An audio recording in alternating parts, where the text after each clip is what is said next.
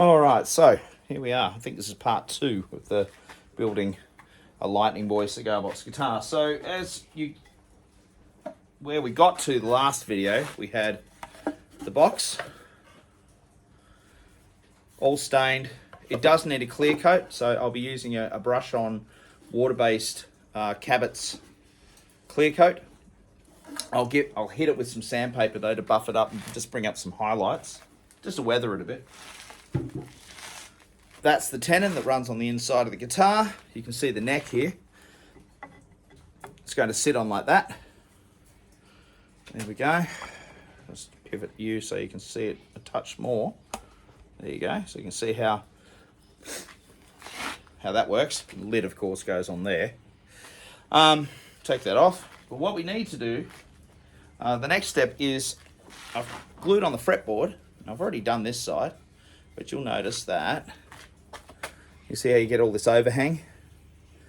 So now you can do a couple of things. You can run it along a bandsaw if you like. You can just basically hit it on the belt sander and just make a hell of a lot of dust. What I prefer to do, and this is one of the only things I use this particular tool for, to be honest with you, because I'm not an expert in it, is good old hand plane. I picked this one up from a second-hand store for about $10. It's an old Stanley, and I've had this since day dot, and this is the job it does. And what we basically do is just put it on the vise. It's a really nice, good quality vise, and it's got timber and rubber here, so it protects the timber. And all we do,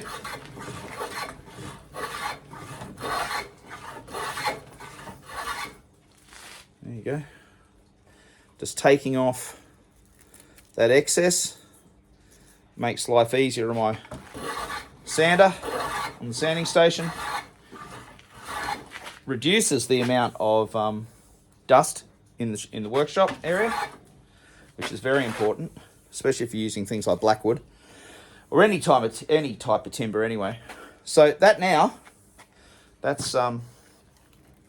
planed flush to the neck.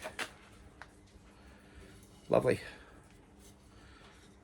Look at that fretboard, man. That old reclaimed timber, that is so cool. You got some borer marks here where the glues come through. You might remember that from the last video. So I'm going to sand this all back now. So this is all going to, I'll hit the belt sander now. There we go. There's the belt sander.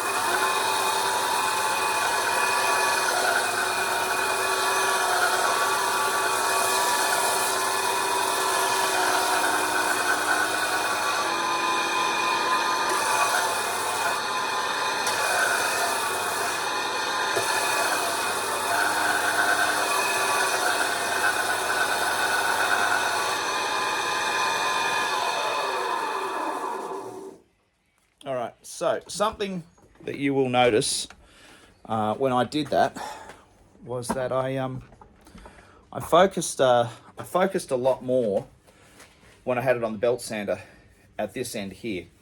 Now the reason for that is this has already been sanded, but as I sand everything flat again, what I wanted to do was, if I'm spending just a tiny bit more time here sanding in this area on that very flat surface, ideally what's going to happen is this area here will be lower than this area here, very slightly, even if it's by a fraction of a millimeter. It really does make a difference.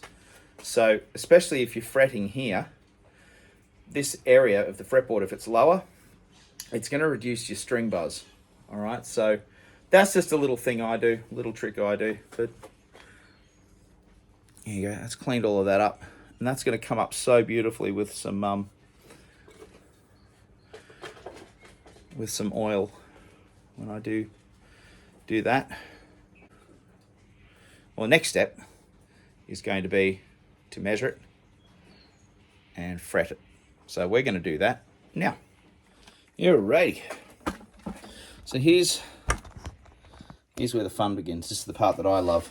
All right, so what we've done is we've fretted, cut in the fret slots. That's the fret saw that I use. It's actually a short one. It's a Japanese pull saw. Hosco is the brand. Stu Mac will sell versions of this and any other good quality part supplier. Don't use these Irwin things. They're too thick. And the problem with them is that they don't cut straight, all right, because they're flexible. You'll end up with wonky frets and all that sort of stuff. I did originally buy one of these pull saws many moons ago, but believe it or not, it's too thin. So this is also a Hosco, but it's incredibly thin. Even feeling how thick the metal is, there is a difference. I've bought this and found it incredibly difficult to saw. So just be careful with your how thick the blades are. This was too thin. Great for joinery, and I do still use it for fine cutting, anything like that. This is my fret saw now. I did originally use a different fret saw. I did get this. I think I got this one from Stuart McDonald. These are awesome as well. To be honest with you, I would continue to use this, but it's gone blunt. It's quite blunt. So I'm looking to possibly have it resharpened. It's very good, very comfortable, very ergonomic, and it did actually come with a guide. That's what these holes are. Anyway, that's for another day. So yes, so the next step will be to cut out some fret dots, and we're going to use some oak today for that. So that's the next step. So the next step now is to pop in these fret markers. So I've cut them out on my trusty drill press using that little device that I've shown you many times before. And this is what we're going to do. So I'll just get a toothpick. I actually use the toothpicks as well for the side of the neck markers. I just think it's it's a bit jazzy. So dip it into some glue. Just got some normal wood glue here. Pop it in there, nice and neat. Just get the bit. Just kind of pop it in there, bit there. Just dab it around there, just make sure it's all over. That's it. That's all you got to do. In fact, another thing you can do, which is kind of what I prefer to do, I'll just go along and drop a bit in. I'll hit it with a wet towel in a little bit. Now, something interesting that does happen every now and again is that when you do hammer these pieces in, I do like to wet the tip in a little glue. So I've got a little bit of glue just in there, in that little dot there. And I just dip it, and I just think it just gives it a little bit more purchase. I'll just get a little dip, spin it, bit of a dip, spin it. Now, you don't have to wait days and days or whatever to let this glue dry. I usually give it about 20 minutes or so once I've given it a clean, because once it's sitting in there and you've cleaned up around it, you can pretty much sand it down. I mean, nothing's going to happen with the glue on the inside, and it just means I can continue building at that point, moving on to the fretting. There we go. And I'm going to make these timber inserts, these timber fret markers, available on the website. I'm sorting out the website, and I will be making available a range of handmade parts. So the stuff that I make for my guitars, if you're a casual builder, you'll be able to, instead of having to buy specialist equipment that you may not want to use all the time, I'll make some of these things that I do, like the bridges and some of these like fret dots and nuts, hardwood nuts and things like that. I'll make all of those. I'm going to make all of those available. I'm not sure which website I'm going to use. I might end up using Birdwood Guitars. And I'll use a number 2 in my drill bit. And this will be for the side of dot markers. It's nothing flash, it's just, oh, how about if you have a look at what I'm doing here instead of just looking up at that wall. It's just basically using a hand drill for most of this stuff. A Zito, nothing special. There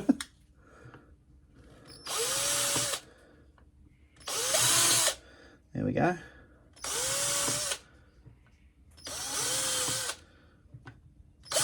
Yep. Sometimes you get a little issue. That's all right. I will sort this out. I had a crack in the fretboard. So this sort of thing does happen. Have a little look. See that? Just got a little tear out there. So what we'll do, going to get some glue into there, and I will let that set. I will let that settle. Give it a sand back. And she'll be hunky dunky.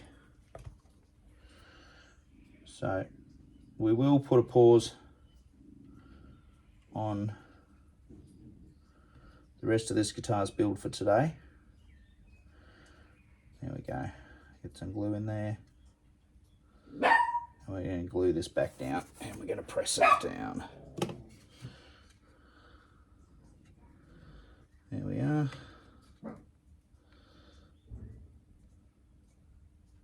And then we'll have to obviously sand it back. And I don't want to put, I'm not going to put this clamp on. I find these clamps really hard. If anything, all that does is, oh, like it could crush your finger. Imagine what it does to timber. I don't generally like these things.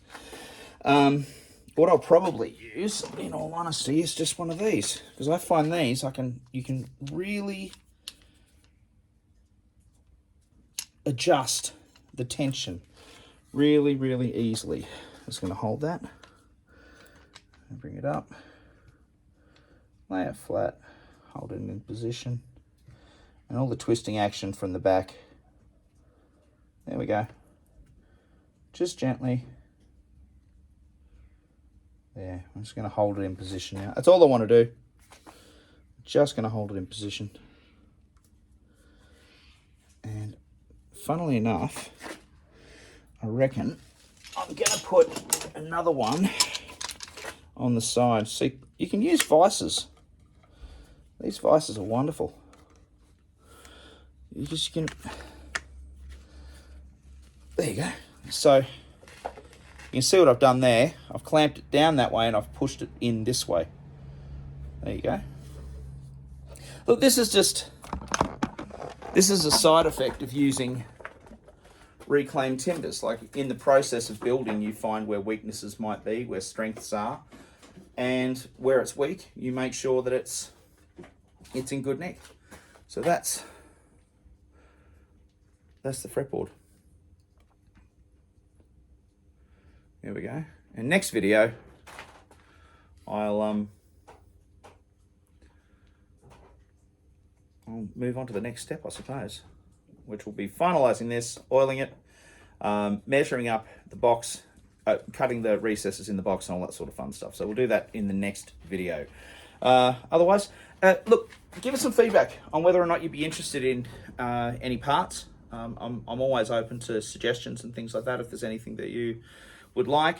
As I said, it's not necessary. I'm not really looking at producing or selling like pickups and things like that, electric pickups and stuff. It's more along the piezo line, all the handmade stuff. So anything that I make that's handmade, I'm just going to make some extras and I'll pop them on the website. I'll put them on Birdwood Guitars. You can have a look at parts, Birdwood parts or something like that. We'll do something like that.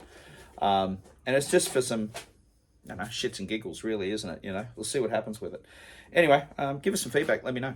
All good. I'll talk to you in the next video. Adam from Birdwood Guitars, and you've been watching the Cigar Box Guitar Builder. Please like, please subscribe. See ya.